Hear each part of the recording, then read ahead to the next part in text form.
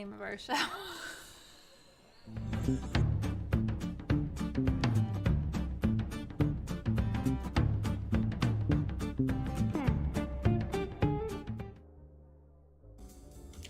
Hi, everybody, and welcome to The Large Glass. I'm Todd. I'm Terry. And this is our weekly show where we bring you a new artist, either live in their studio or a new art-related theme to talk about.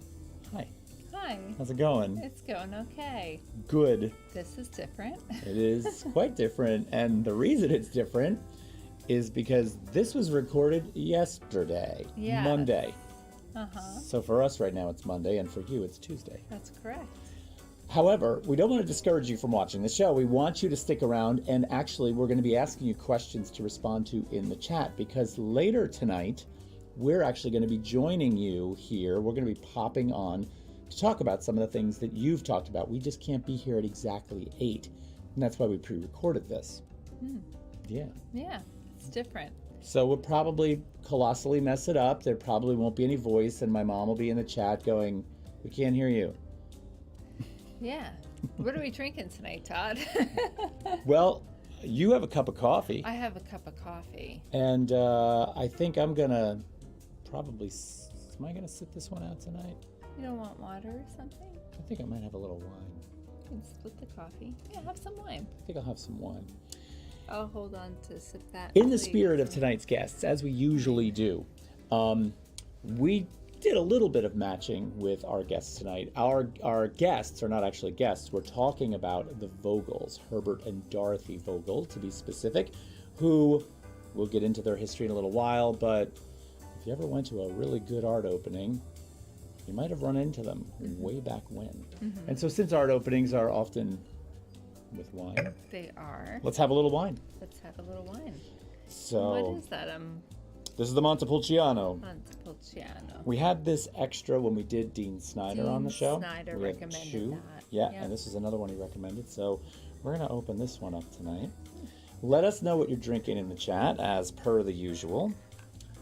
And we'll go from there. Let's see. So why are we pre-recording again? We are pre-recording because I have a class. Which we're hoping will let out early. Yes, Now the class is remote, correct? it is. So actually you'll be here, Yes, just not here. correct. Right. I might even try to have my chat up while I'm in the class, but we'll see what can happen. This could lead to problems. It could. Like if she asks a question and I'm not paying attention because I'm too busy watching us. So if you see Nurses for Art chime in on the chat down there, That's me. all right. Well, I got my mug. here's to the weirdness of the pre-recorded show. Yes, it's a first. Episode- And that's what we're all about. We're all about challenging things. And what you should know by this being pre-recorded and us being here on Monday night is this is Valentine's Day. So happy Valentine's Day to Happy everybody, number one. Valentine's. Episode 77. Yes. And I think... No, episode 78. No, episode 77. Look at me jumping ahead. It's okay. Cheers. Cheers.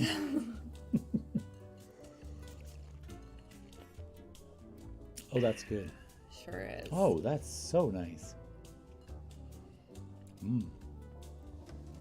Yes, I'm glad I did that. Oh, that's good. Okay. Okay. So let's talk a little bit about supporting the show. First, if you are here, number one, watching on Twitch or YouTube or Facebook, wherever you are, please like or follow this channel because it helps us out enormously. Two, you'll notice that down below us, down here where it says The Large Glass with Todd and Terry, occasionally you're going to see the logo for Whittemore CCC pop up there. Now, Whittemore's decided to generously partner with us, which we Yes. love, and we're actually big supporters of Whittemore. We have covered events at their facility in Tewksbury, New Jersey, and we love the relationship we have with them. We highly recommend you go and see them. And once a month, we mention them, talk about what they do on our show. We also have featured them on our partners page on our website. If you have some kind of entity, business, or interest that you would like to actually partner with us and get your name put on that little banner down there, you can go to our website, thelargeglass.org, click on support, and you will see the partner support button there. Sign up for that. and we'll be reaching out to you for your logo. I just realized I still have a Band-Aid on my finger. Well, you do. Isn't that nice? Yeah, that's really something. Gross. Okay.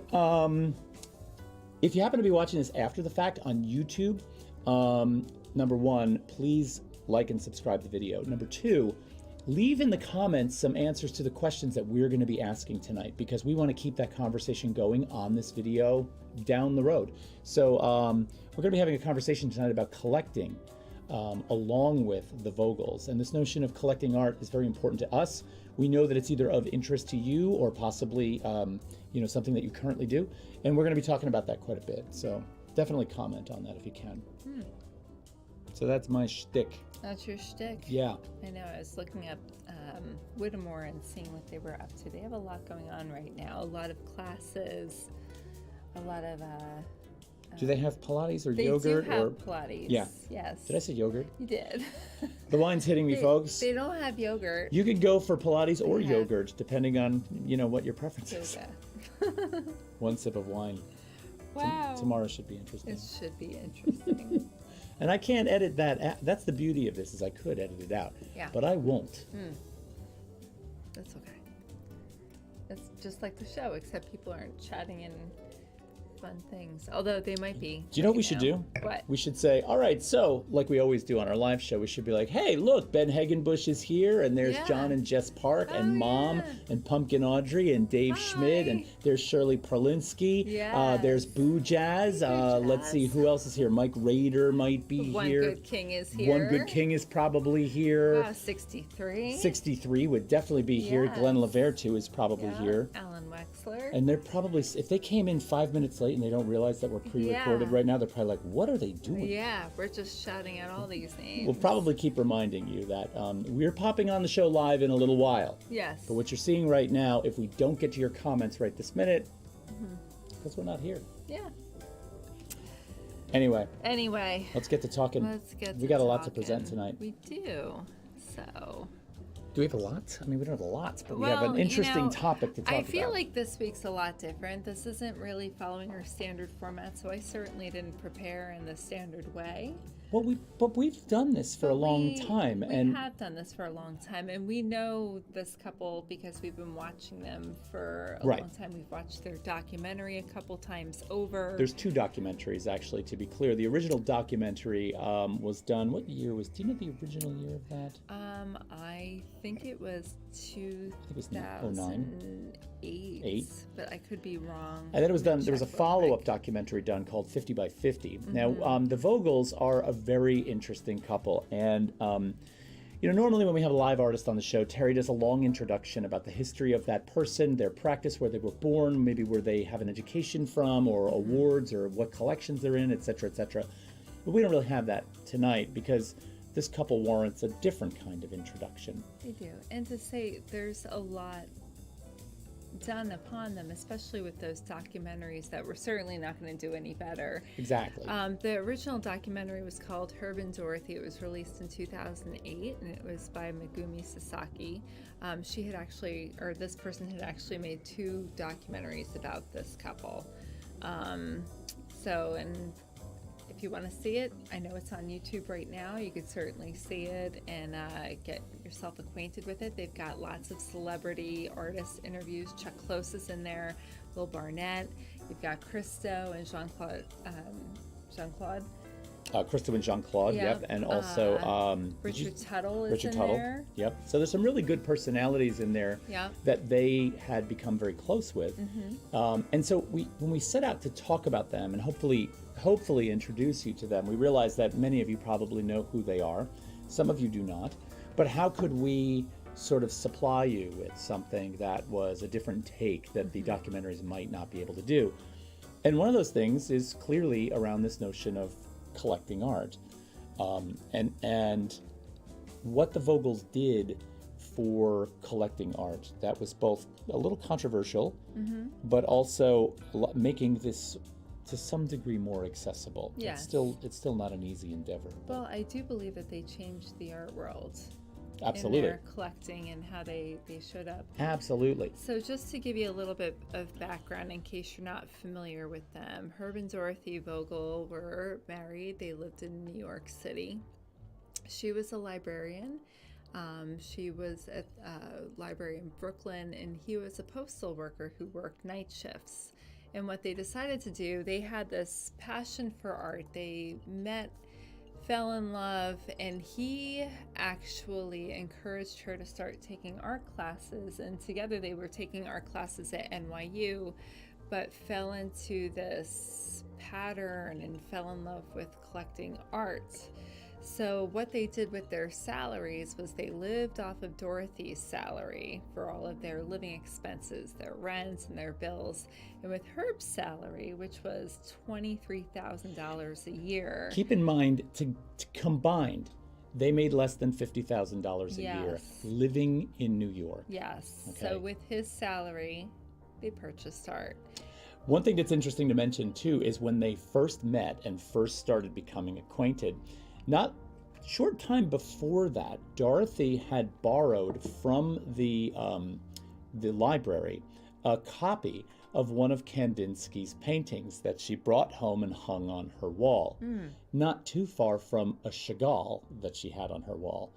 And when Herb came over for the first time, he was very interested in the fact that she had this Kandinsky on the wall and not so enamored with the Chagall.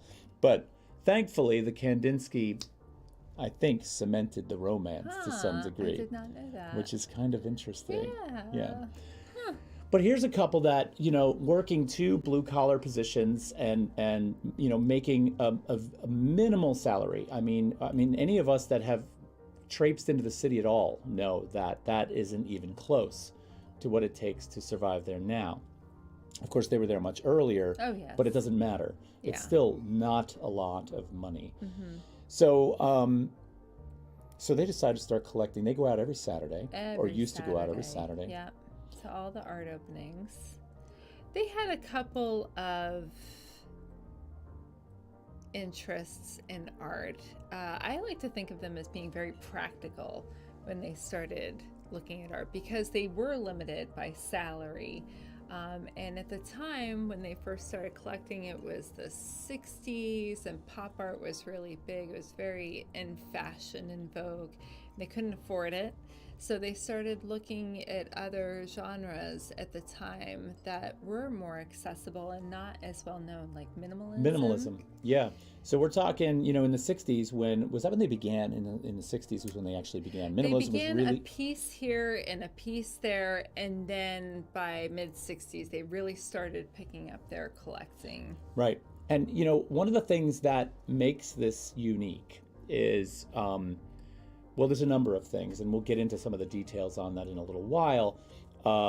They had 3 rules for which they would sort of live by in terms of collecting their art. So 1, they obviously had to be able to afford it. Number 2, they had to be able to take it on the subway to bring it home. And number 3, it had to be able to fit in their apartment. Now, their apartment was a 1-bedroom, tiny, tiny apartment that they had from the time they got married up until probably after Herb passed away. I believe so. I'm not quite sure. I'm almost positive they were in the same space their entire marriage. And this was not a big place. I'm talking a very small apartment. And they collected work in that apartment for more than 50 years. And they went out every Saturday. They visited openings. They visited artist studios. They went to all kinds of art fairs, and wherever they could get in to look, they would go. The controversial side of this is actually really quite interesting, and I think leads to a bigger part of our conversation. But when it came to when they first started collecting, you're talking about, if you were to take the equivalent salary today, and I'm not even about to propose that I know what that is, but let's say we took the average postal worker's salary today, or the average, blue-collar worker's salary today, which frankly, some blue-collar worker salaries are pretty good. Sure, They're pretty good. And you were to go into the gallery scene in New York, whether that's Chelsea, Brooklyn, wherever the case may be. and you wanted to buy a piece of art once a week, a drawing by an artist that has somewhat of a following or has representation in a gallery, okay, so if you're buying one piece a week, you're talking $4,000 a month minimum, right? $4,000 a month. Back then, we could assume that the ratios were similar. We can assume that the numbers would have been similar, but the Vogels had a way of working it. They were very charming.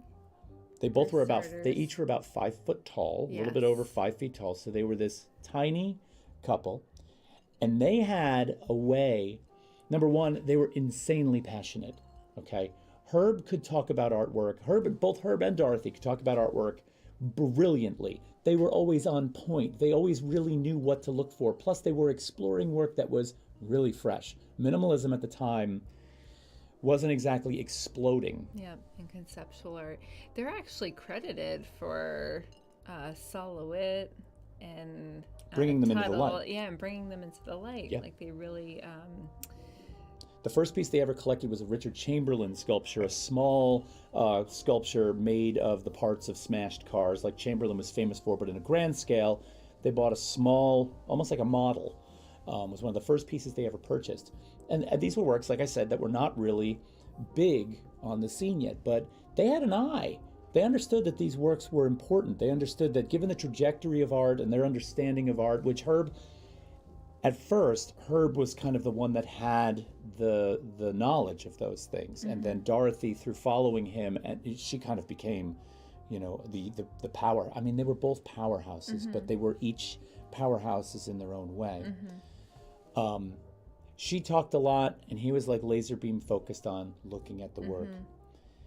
And one of the ways that they worked that system was they went straight to the artist. They did. Which is a no-no. Why is that a no-no? Well, because of their gallery relationship. Right. Right. We know, or maybe we don't know, that when an artist has a gallery that represents them, the gallery has the lock and key to access to that artist. Now, you can go visit that artist in their studio. You can be friends with that artist. You could be a family member of that artist. But if you try to buy something from that artist without going through the gallery, you're breaching a contract. You're going against the, number one, it really defeats the purpose of the gallery to some degree. The gallery works hard. I'm not saying the gallery doesn't have a role in this. They do. They work hard to promote the artist, to have a space, to put the work, to develop a following, to have the collectors on hand. And of course, they get a commission for that, but that's sort of the job. That's the relationship. But Herb and Dorothy Vogel, somehow through their charm and their presence and their knowledge, would wander into artist studios. And they would be very clear about the fact that they didn't have a lot of money. Now, I can't remember if it wasn't Tuttle. Who was it?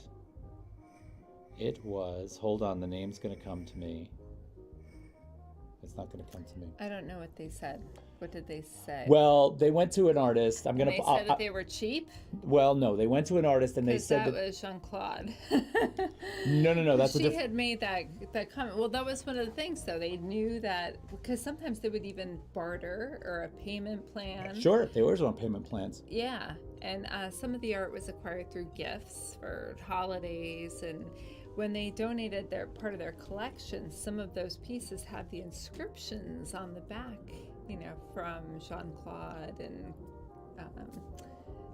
Christo and all of these things. So. Yeah, well, basically the gist of the story I was trying to tell was this artist, once confronted with the Vogels, this artist had been introduced to the Vogels by Sol LeWitt. And once he met the Vogels, he went back to Sol and he's like, what should I charge them? And Sol LeWitt's quote, this is a quote from Sol, he's like, take 2 zeros off the price tag and then cut it in half. And then ultimately they'd still wind up on a payment plan for about $10 a week, paying off that piece of art, but they'd get it. And then down the road, as the Vogels became famous, artists who were collected by the Vogels before they got their galleries would go into gallery contracts and be like, the gallery would say, look, you can only sell through us. And they would say, with the Vogels being an exception, they get to buy direct from us. Because they had already cemented themselves in this system that they created, which was there were a lot of gallery owners that were not happy about this. Yeah, I can imagine. Yeah. But, yeah, they became their own entity. And like we know, they kind of dictated the course of the art world after a while. If the Vogels showed up at your show, that was a good sign. So they really helped to raise some of those careers and bring them into the limelight, which actually helps the gallery too, because it draws attention to them. Absolutely. So it's kind of a love-hate relationship. Yeah, for sure. And, when you have that kind of clout, and first of all, that clout was developed with very good reason, right? They recognized something in an emerging genre of art that was important, and they recognized it early on. And, it's not, in any kind of given situation, it's always great to try and get in on the ground floor. Mm-hmm. But they knew what they were doing. So, can I help you? I just want to put another picture on the screen. We've been looking at this one for a while. Okay. Not that we have a ton of pictures, but we have a lot of pictures. Oh, look, there's a wedding photo. There's their wedding. I'm sorry, we're talking and talking and talking, and I'm not advancing the stills. Yeah. All right. All right. So here's something I'm curious about. While we're talking about collecting, do us a favor. In the chat, first of all, tell us, do you collect work? Do you collect art as, as an interest, right? You might collect as an investment, and that's fine. Let us know that as well. But I'm really curious who buys because you love the work, right? Like, what are you drawn to? Is there a particular artist that you love to collect or artists that you enjoy collecting? If you're willing to reveal that information, let us know in the chat, because we want to have a conversation once we jump on live in a little while. We want to hear about that. I'm actually curious if you have your own rules about collecting, because I know I have my own rules when it comes to artwork. There are certain parameters it needs to fit. So, and that's not a bad thing. Some of it's practical. Some of us can't fit 8-foot paintings in our house. So right. That would be something that, people might decide is a no, but right. Yeah. So let's see. We picked these two because, number one, we're interested in their story. Mm-hmm.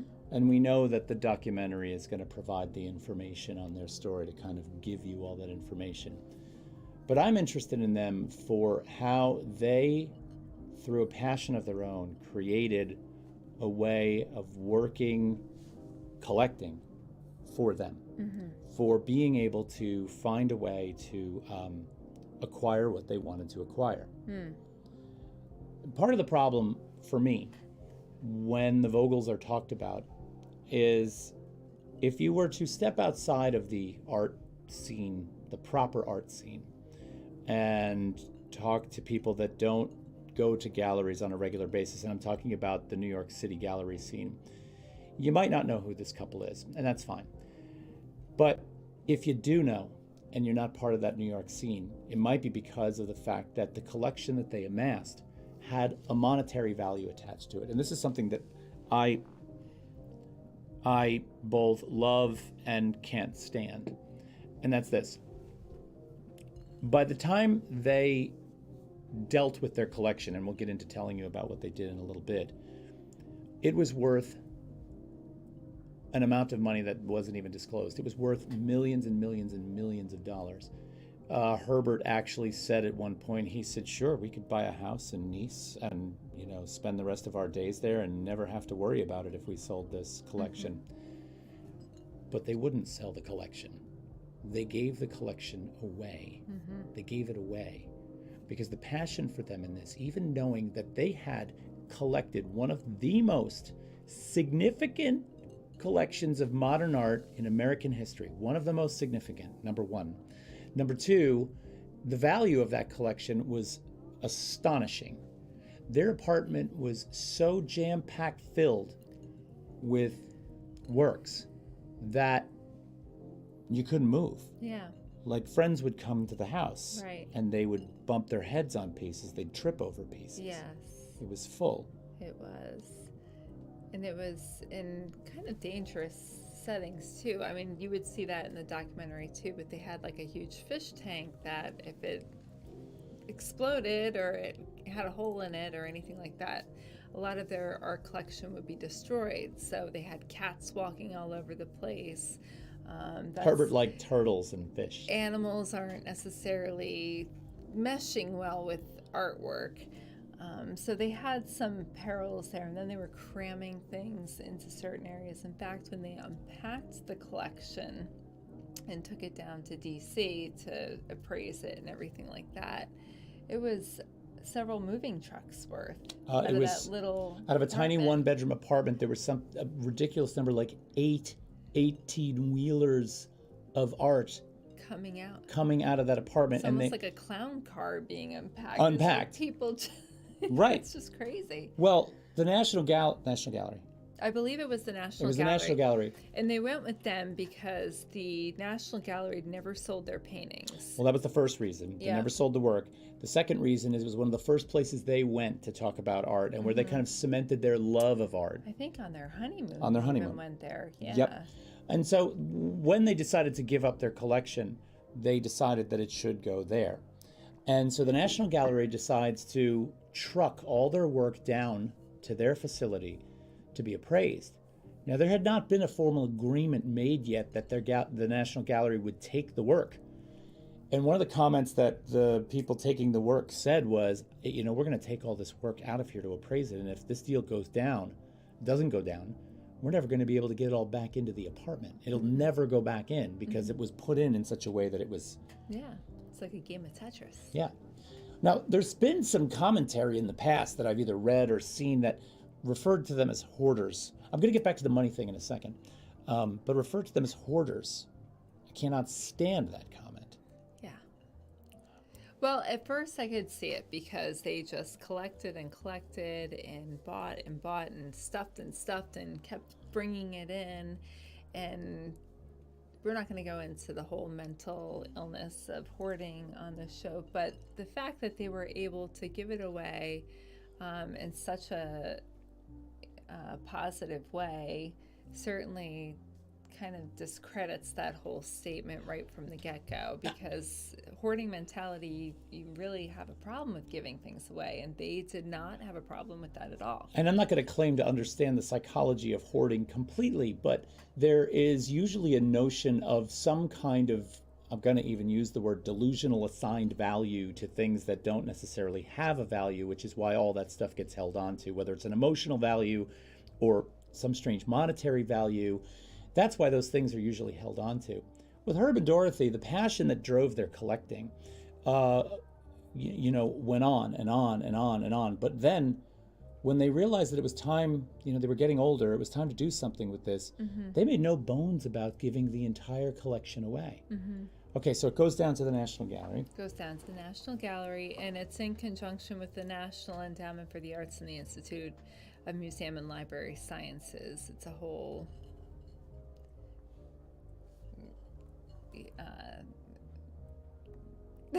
collaboration of sorts. Collaboration of sorts to find a way to show and distribute this piece or have it up for exhibition. I love in this image over here that Herb and Dorothy are sitting here in their apartment, and there's like this giant Bob Mangold piece just like above his head. It's just like those two sort of semicircles there with the lines drawn on them. It's just like, yeah, that's just going to hang out there. And there's all kinds of fantastic stuff. I believe that's a Christo drawing over her right shoulder and over her left shoulder, for that matter.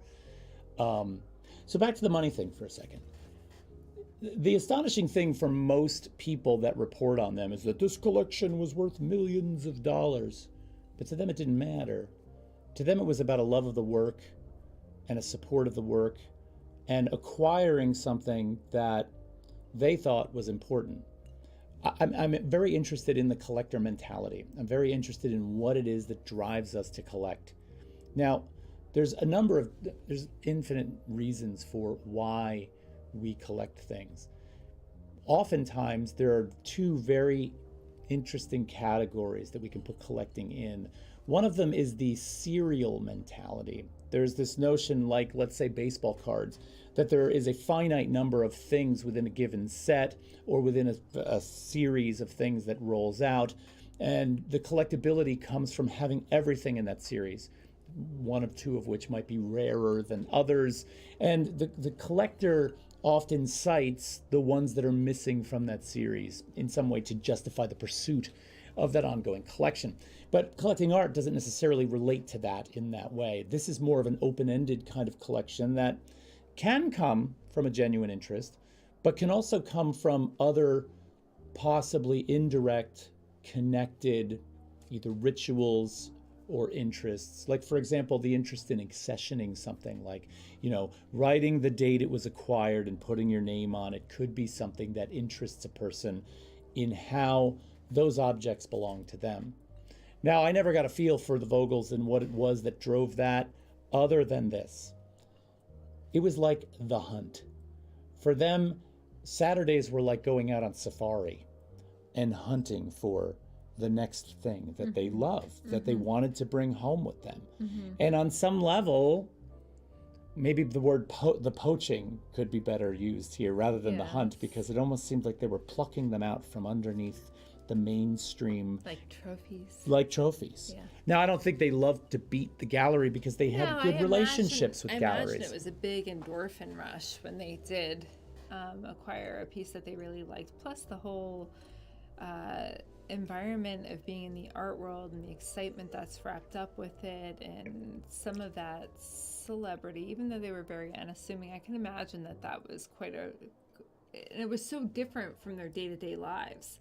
I mean, in the documentary, Herb even says no one had any clue at his workplace that he was amassing this huge collection. He was a night shift worker. He kept to himself. And so when later in life, when he's discovered and, the New York Times is running stories on him, and his coworkers were like, is that you? Like, they didn't have any clue. They had no clue, but they saw him on major news networks. I imagine that's part of the thrill, too, to lead such this dichotomy of a life. I felt like, possibly, but I felt like Herb and Dorothy were much more simple than that in terms of the celebrity aspect of it. Maybe, but they must have gotten something out of it. They must have, because they kept going, right? They kept, and sure, you love art and stuff, but they enjoyed meeting with some of the artists that were well known. So I think that they liked. Well, let's tell the Christo and Jean-Claude story, since I've got it up on the screen. Okay, we can certainly do that. They actually ended up being good friends for 30 plus years, all the way up until Herb's death and Christo's death as well. Herb was 2012. He was. Christo's, I don't remember.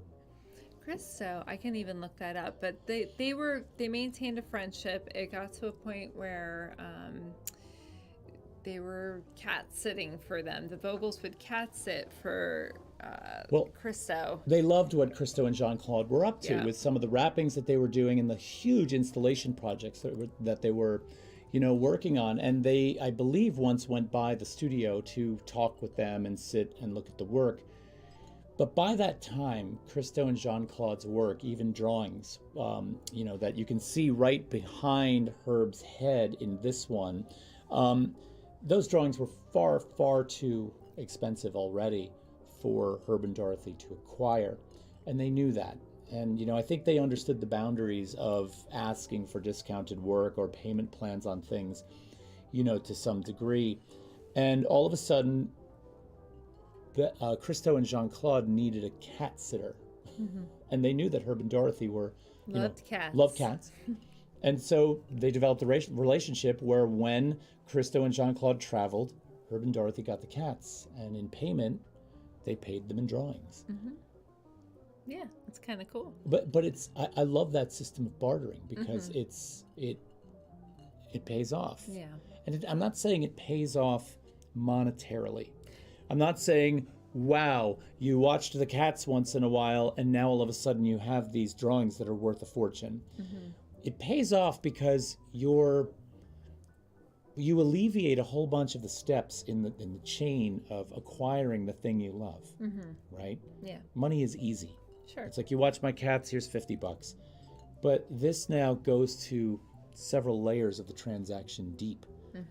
I think that the notion of artists trading with one another is one of the most fantastic things. I trade as often as I can with my artist friends, and am happy to do it because I feel like I get something that is outside of what I do for something that I do. And I try to always match what I feel is, best case scenario in terms of the work and all of that. Yeah. But I think that's just a great story. And the two of them got to know each other, or the four of them got to know each other really quite well. Here's a picture of Herb and Dorothy at the gates in Central Park when that was installed. I saw that installation. I'm trying to remember the year for the gates. It was probably in the mid-90s, I'm thinking, but I can't remember. Pull it up. I'm going to. When were the gates put up? The gates were put up, let's see. Mid-90s, 96? There were 7,503 vinyl gates along 23 miles of pathways in Central Park. This was put up in 2005. I'm only 9 years off. That's not bad. There was another piece by then that was done in the 90s that I'm thinking of then.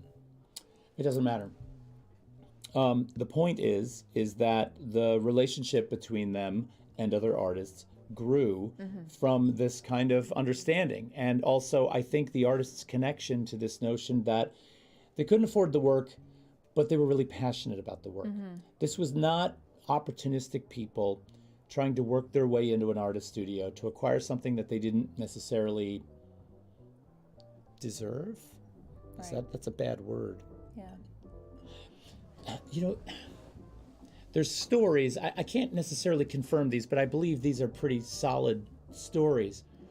In the abstract expressionist era of the 1950s, if you wanted to walk into a gallery in New York and buy a Willem de Kooning, for example, when the newest Willem de Kooning show was up, and the Willem de Kooning painting was X number of dollars, and you had X number of dollars in your pocket, and you said, this is available, I want to buy this, bam, and you slapped your money down on the barrel head and said, I'll take it. It didn't work that way. You couldn't just go into a gallery if you were not a collector in their list of known clients and collectors. They saved those limited because there's one of those paintings, each one was a unique item.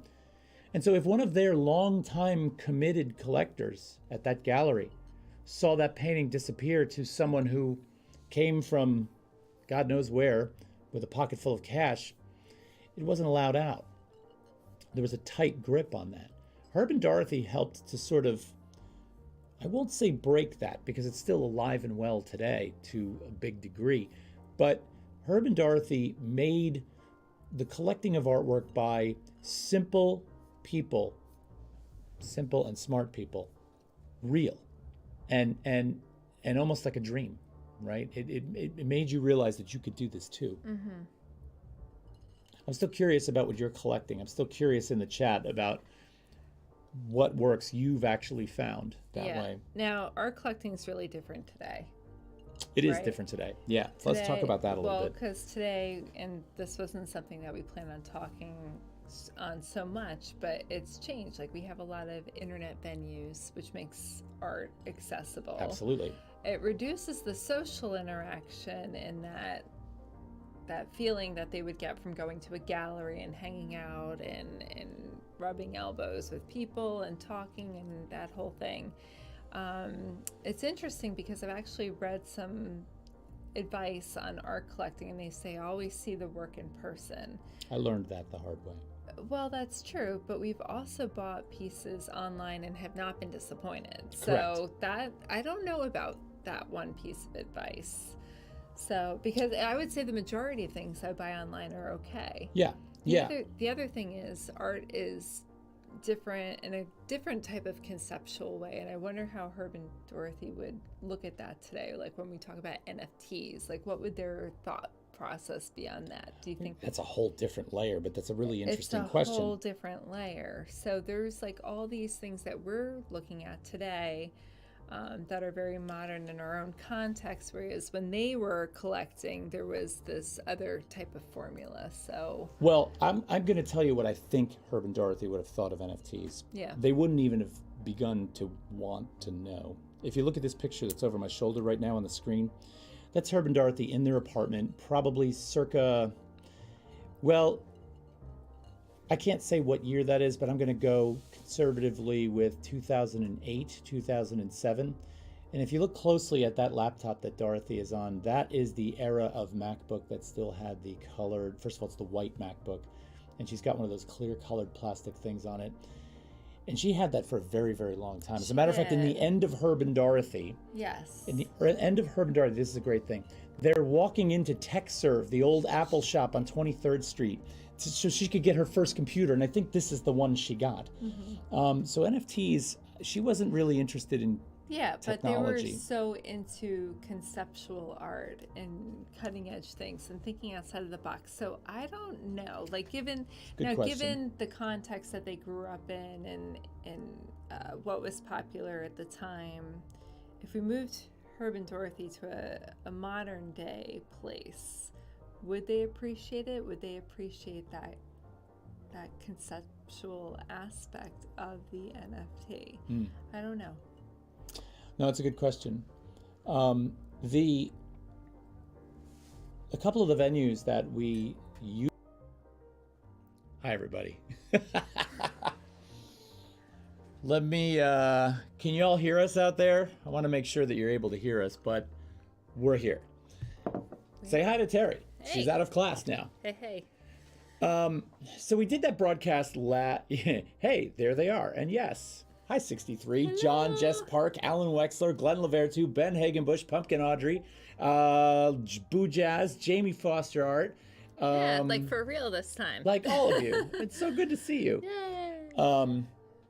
Oh, and Joseph Barbacci is here too. Hey, Thanks for coming back. It's yeah. really nice to have you. Very cool. Also, it's kind of cool chatting in the chat room with you. Not that I would ever substitute the live broadcast for that, but nice to and Carolyn Thau. Yes. Hi, Carolyn and Hey, Mom. Carolyn. Hi, Mom. Hello. So, wow, my hair's sticking up all over the place. I look fantastic tonight. Yeah.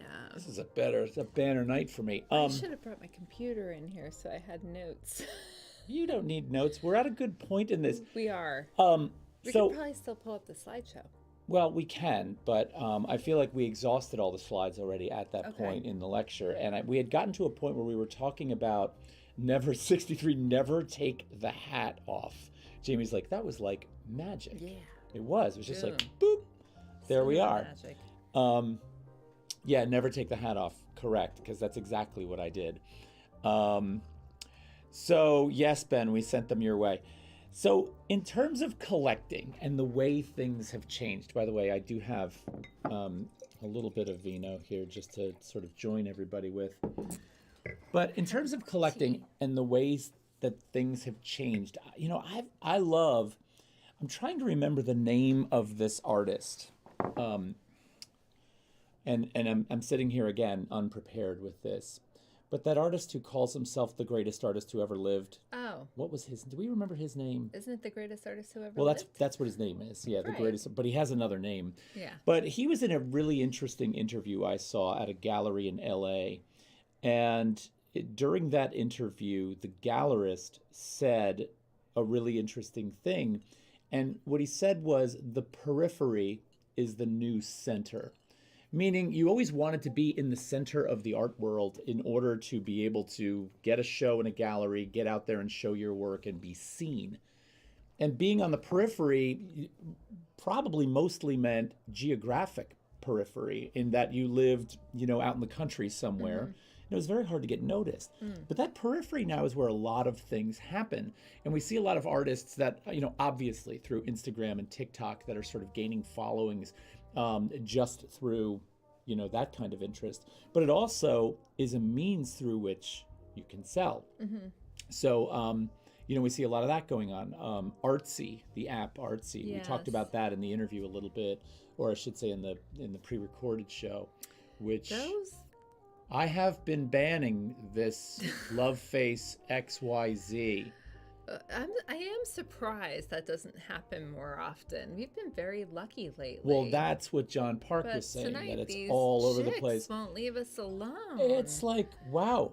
I'm sure everybody watching our show is going to race over Run right to over there. do whatever it is you need them to do. Well, Ben might. But other than that. Just kidding. So Joseph Barbaccia, great point. The Edge is the new View. And it really is. It's kind of this place where, we can look to for accessibility. Yes. That's the thing, Yeah. is accessibility. I feel like art has become much more accessible I think so. because of this, and frankly collectible. I've found some really, fantastic things through Instagram. Yes.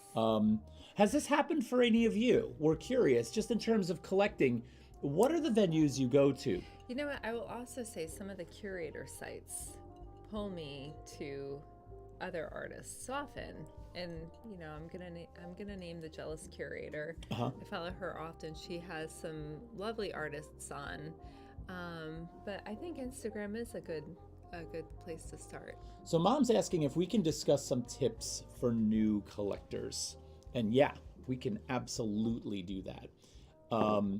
And you can learn a lot from the Vogels, right? And so what are the basic things that the Vogels did?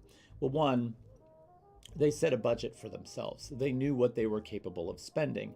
Now, for a lot of people, just setting that budget isn't enough, because if the budget is small, you're going to have to be creative in the way in which you sort of get acquire art. to acquiring the work. Also, buy things that fit in your house. Right. Well, a funny anecdote in the whole Vogel thing. I mean, when they were looking at Saul LeWitt's work, they did initially purchase something that was much too large, and they actually returned it to him and had him create something smaller. Well, they returned twice. And they regretted it because they had no idea he was going to blow up the way he did. Like, they had an inkling, but it wasn't a sure bet. Right. And yeah, they returned twice. So make sure it fits.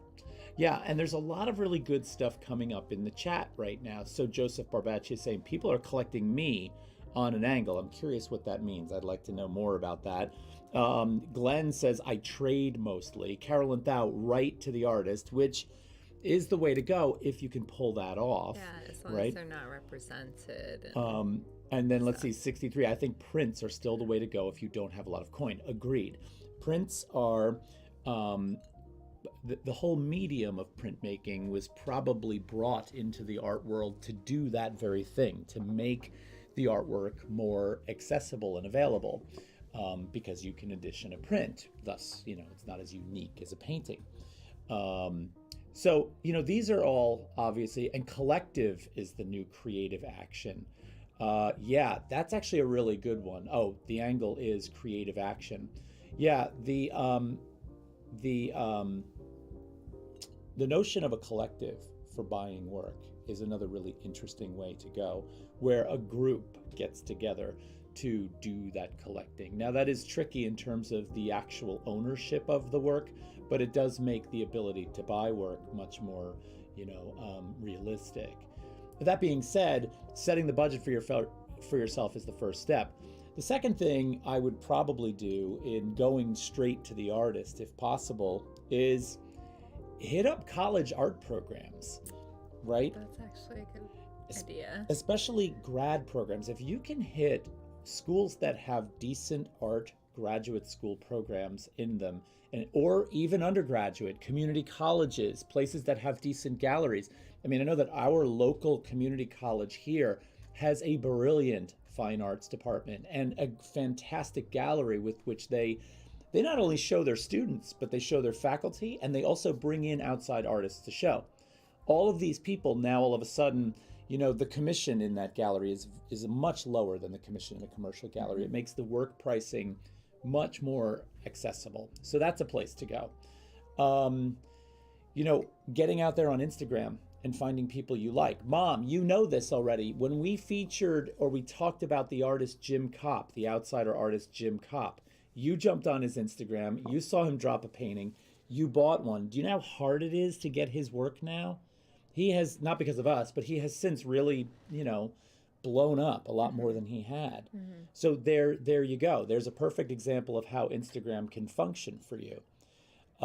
So these are all ways in which you can kind of cut through what used to be an impenetrable or seemingly impenetrable wall. And I say that, and it's probably a little, overly dramatic. It wasn't an impenetrable wall, but it has gotten much more accessible over the years. So these are all places that you can start. Another thing I would do is when you set a budget for buying art, I would set that budget based on how much do you think you can spend in 1 year, okay? And then take that 1 year number and decide how you want to divide it up.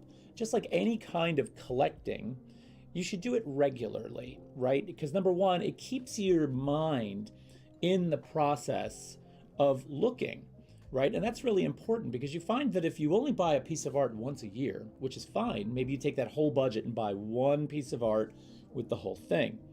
Well, then you spend the rest of the year maybe not as engaged as you would be if you had spread that out. And so by taking, let's say your budget is, let's say you have a very low budget for buying art and you're going to say, I'm going to spend $1,200 a year. I have $100 a month to spend on art, which I think most of us could probably find that. Maybe it's $50 a month that you want to spend on art. But because $50 is not going to buy you a lot, you push that whole thing into the end of the year and you spend $600 on one piece. Well, then stay active in looking, talking to artists, and engaging with them. Maybe you could create an installment plan with them like the Vogels did. Yeah, there's a lot of great comments coming in. Jamie Foster says, a lot of artists I know, including myself, will have a studio sale about once a year. Following artists on social media is important. And I will tell you this, if you want to start collecting art, a great artist to look at for buying art at buying beautiful pieces at, frankly, underpriced numbers, look up Jamie Foster art, because I have a couple of those myself. So, and I have to say, I love Jamie's work. So that's a great place to go. And it wasn't my intention to sit here and plug our viewers and be like, yes, go buy everybody that's watching in the chat tonight. But, that's a great place, and it's a great idea. The artist studio sale, right, often will take place online. We got the 100 in Art Tour coming up in May. Yep. Another fantastic where you way. go to the studio and buy directly. Studio tours take place. There's a Jersey City studio tours. There's a number of them in Brooklyn. There's a number of them all around, and I'm sure you could probably engage with one of those. You're walking right into the artist studio at that point. Yep, and 63 says smaller East Village or off the beaten track galleries are also a good place to look. Work is still expensive, but it isn't like Chelsea type pricing. Very true. Very true. Okay, somebody out there on the New York scene, help me. What was the name of the gallery that used to hold Night of 1,000 Drawings? I want to say it was Artist Space. Was it Artist? No. There was a name for it. Who used to hold Night of 1,000 Drawings? That was a fantastic event where this is how they raised money for their gallery. They got hundreds of artists to donate art pieces to this show. The work had to be of a certain size, and it hung by clothespins on lines that they'd stretched all through the gallery, right? And the work would get donated, and the name of the artist would be put on the back of the work. You didn't know who the artist was. All you could see was the front side, which was the completed piece, right? And when you went in there, all the works in the show were either, I think there were two price points on the works. They were like $40 and $80 or something to that effect. And you bought a piece and then you got to see who it was. And there were some, like there was a Kiki Smith drawing in that show one year. Oh, wow. And so you might have gotten, and it was a little bit like a lottery, but $40 for a drawing by an artist from a gallery in New York is brilliant. Plus you're helping to support the gallery, right? Carolyn Thau says, we have great artists at Whittemore during that 2022, which is the 100 in Art Tour. That's a great place to collect, yes. And we're going to be announcing on that quite a bit more. We will both be participating in that. You can come out to our studio and visit us on Sunday, May 1st. which is going to be a great time, and we'll tell you all about that down the road. It's still a ways out, but we're going to have refreshments, maybe some nice coffee. A nice little koi fish pond where you can sit and relax. It'll be delightful. It will. Anyway, so Mom, those are some starting pointers, I hope, that help. And plus the chat has been fantastic in filling in the blanks here, right? So those are all really great places to be. But I think this is a good topic. I love collecting. Oh, I do too. I mean, I know that everybody's kind of talking about the generalizations around how they collect, but we don't really talk necessarily about who we collect, or there are good stories sometimes about how you hear of a friend who stumbled across a drawing in an antique store that they knew was worth something, and they picked it up for $100 or $300, and it turns out that it's a drawing by some old master painter, right? And it's priceless. That did happen to a friend of mine. I won't say who it was, but a colleague of mine that I used to teach with bought a drawing in an antique store in Manhattan, and it turned out to be I don't know if it was a Titian but it was a mind-blowing artist reveal, and just outrageous. So 63 says he's running out of room on his walls and tables and bookshelves. Yes. That's the mentality, right? Yeah. That's the mentality. It's it's a Go ahead, because you look like you're about to say something. No, I was just gonna say, I'm just gonna cut right to the chase. I mean, if it brings you joy, then you should buy it. I agree. And I'll even say right now, one of my clinical experiences right now, I'm fortunate to be working with an organization that works with disabled individuals, and they have a great arts access program that pairs the individual with an artist. The people can't paint for themselves, but they're able to communicate with the artist, and the artist renders it for them, and those paintings are for sale too, and they're gorgeous. They're beautiful abstract works. I was blown away by them. So. And now, do they have an event where they sell those, or are they always for sale? You can actually talk to them and visit them online. They're over at matheny.org, and they create other artifacts and scarves and purses with the prints of the individuals too, and the proceeds actually goes to the patients, which is really nice. I'm only thinking about that because I was there today with the patients, and I was just blown away by the artwork, and it was so beautiful to see, and that's part of what art is. Right. So right. Yeah. I was going to, Jamie Foster Art says, I love that concept. And Glenn is up there. I told you about a friend of mine who found a Hockney in a dumpster and sold it for $2 million. Legit. He took that money and created a traveling healthcare and hospital facility for underprivileged countries. And that is stunning. Oh, that's beautiful. Yeah, that's the way it should work. That's the way it should work. I love that. 63 is like, no way. But Terry has recently been working with the Matheny School, and they do have that beautiful program there, and that's certainly a place to look into if you'd like to also explore that as a way of collecting. There was one other thing I had just thought of while we were talking about the notion of collecting, but then Glenn's story just completely knocked me off the rails. I'm like, Hockney oh my God. In the dumpster. You find a Hockney in the dumpster. Oh well, that doesn't matter. Yeah. You can't top that. No. That's like, nothing I say is going to like... Ladies and gentlemen, have a lovely evening. Glenn Lavertu will be hanging out with you and closing it. You met him at Vermont Studios. Huh. That's really incredible. I do remember you telling me that story. By the way, everybody, and Glenn, can I announce what you're going to be interviewing for? Can I make that announcement, or is that still a hush-hush thing? Glenn's got something coming up that's actually pretty interesting. And I don't even know what it is. Yeah, you do. I told you about it, but you just don't remember. Sure, do it. Okay, Glenn is actually being interviewed for a new documentary that's going to be coming out.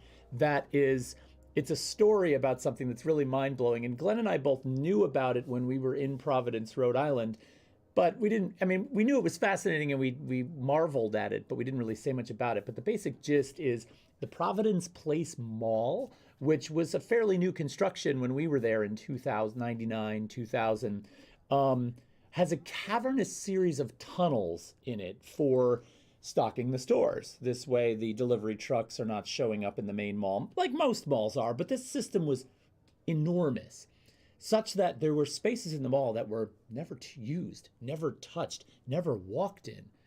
And a group of individuals decided to move into the mall and live there. And Glenn knew them.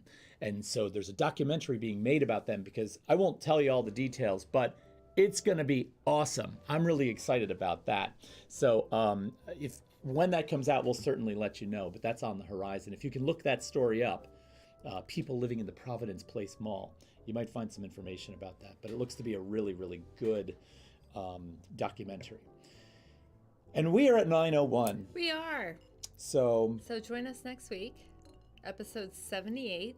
78. We have Don Cannell and Lisa Adler joining us. We do. That's going to be a good one. That is. Right? And then after that, we have Jane Fine. Yes. Coming up. We've got a whole bunch of artists coming. We got a killer lineup coming up. So definitely keep us on your radar, please. And tell a friend.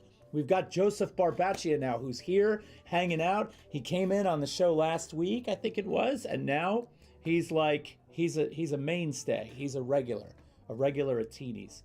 All right, everybody, thank you so much for hanging out. We apologize about the pre-recorded thing. Thanks for humoring us. Yeah, thanks for humoring us. I mean, we walked away from that feeling like, oh, I don't know how that's going to go over, but who knows? Anyway, we will talk to you next week. Don't miss Don Cannell and Lisa Adler. That's going to be a fantastic show. You're going to love that work, and we will talk to all of you very soon. Yes. Cheers, everybody. Cheers. Take care. Good night.